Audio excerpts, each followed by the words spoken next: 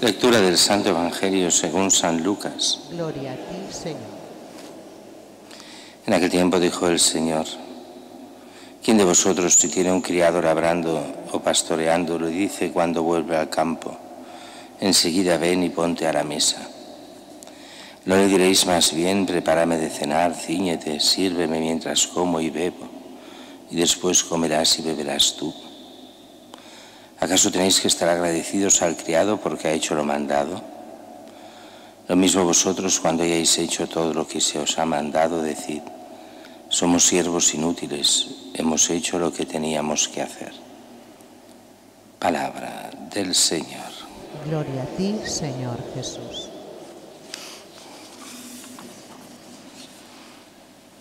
La primera lectura, el libro de la sabiduría. Recordemos, estamos viendo estos días este libro de la sabiduría que fue cancelado por parte, curiosamente, de los protestantes, porque esta sabiduría es realmente sabiduría, aunque lo de hoy es para nosotros, simplemente ver como ya en el Antiguo Testamento se cree en la vida eterna, en la vida más allá de la muerte. Como recordemos que estamos ya en estas últimas semanas del año litúrgico, donde se nos habla precisamente de la muerte, de la salvación, del juicio, de la condena para aquellos que no han sido fieles. Dice: entra la muerte por envidia, por el pecado, por el diablo. Y esta muerte, la muerte eterna, la experimentan los de su bando. Podríamos llegar a decir aquí, mal dicho, pero tiene su sentido, que los que no creen en la vida eterna no tendrán vida eterna, en el sentido de que viene la segunda muerte para aquellos que no han querido ser fieles a Cristo, fieles a la verdad, fieles a Dios mismo. Por eso la muerte entra en el mundo y la experimentan los de su bando, los del bando del diablo. En cambio, la vida de los justos está en manos de Dios. Ningún tormento los alcanzará. Y viene todo esto en el fondo. Aquí hay ya profecía sobre Cristo, cuando dice: los insensatos pensaban que había muerto, consideraban su tránsito como una desgracia, su salida de entre nosotros una ruina. Pero ellos, Cristo está en paz. Cristo y los que están con Cristo está en paz. La gente pensaba que se cumplía una pena, la muerte de Cristo, la muerte de los cristianos, todos los mártires. Sin embargo, su esperanza estaba llena de inmortalidad. Sufrieron pequeños castigos por los hombres, pero recibirán grandes bienes. Dios los puso a prueba y los halló dignos de Él. Los probó como oro en el crisol. Y es Cristo que da la vida por nosotros y nosotros que en Cristo encontramos la única salvación. Es a nivel profético lejano, pero es este gran libro de la sabiduría que nos hace ver muchas más cosas, pero hoy no nos da tiempo para más, solo el Evangelio, que el Evangelio de hoy parece extraño, porque normalmente Jesús trata bien a los discípulos, trata bien a los apóstoles, y hoy parece como si los tratase mal. Y en el fondo no es tratarlo mal, es entender que Jesús habla según las circunstancias. Y me explico, ¿qué circunstancias? Cuando anuncia la salvación, cuando anuncia al que se convierte, no hay ningún problema. Se habla de la vida eterna, se habla de lo que es ser cristiano, de lo que es estar con Él.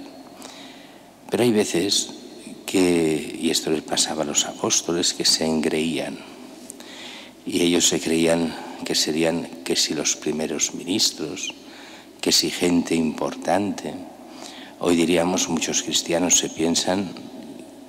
piensan que tienen derechos ante Dios. Ellos son los buenos, ellos son los que lo hacen todo.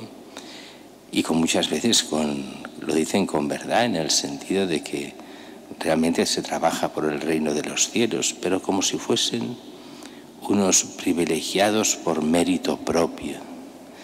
Y entonces Jesús es cuando baja los humos. Sí que tendréis vida eterna, sí que estaréis conmigo, pero acordaos que sois solo siervos inútiles, que no sois necesarios, sí que no sois necesarios para la salvación del mundo. Cristo es el único necesario.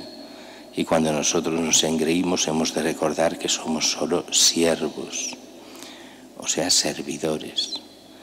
Eso la liturgia, los curas nos lo hace ver muy claramente cuando algunos dicen que esto no debería ser así, pero está muy bien hecho. Cuando los sacerdotes primero nos hacen diáconos, para que entendamos que todo presbítero, todo sacerdote, todo cura es primero servidor de la Iglesia.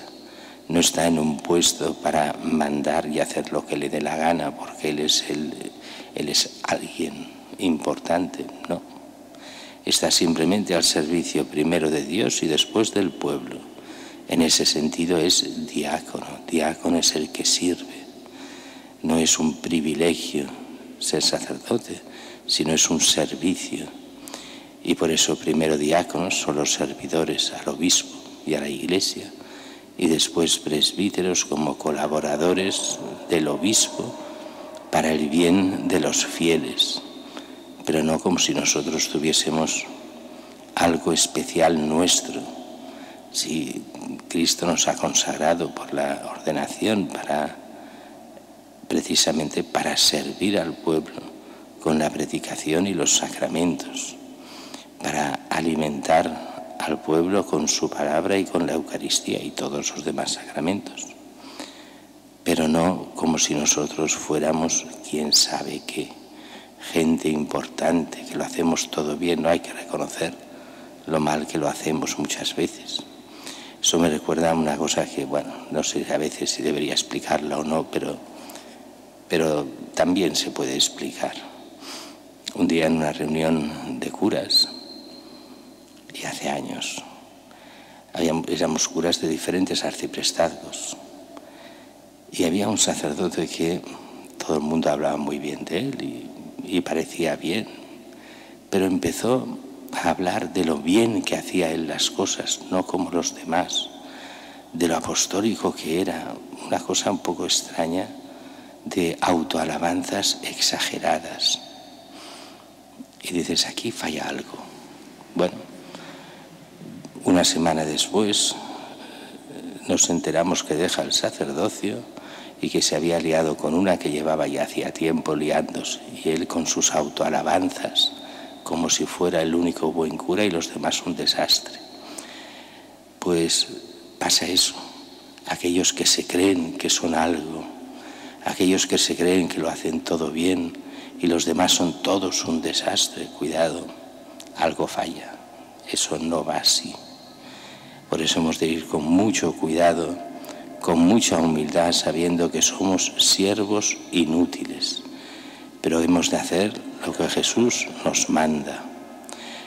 Y entonces darnos cuenta de que estamos simplemente al servicio, de que nosotros por nosotros mismos no somos tan importantes, ni muchísimo menos, sino que lo único importante es Dios nuestro Señor, a quien todos le debemos dar la gloria, la alabanza y hacernos en Cristo hijos de Dios.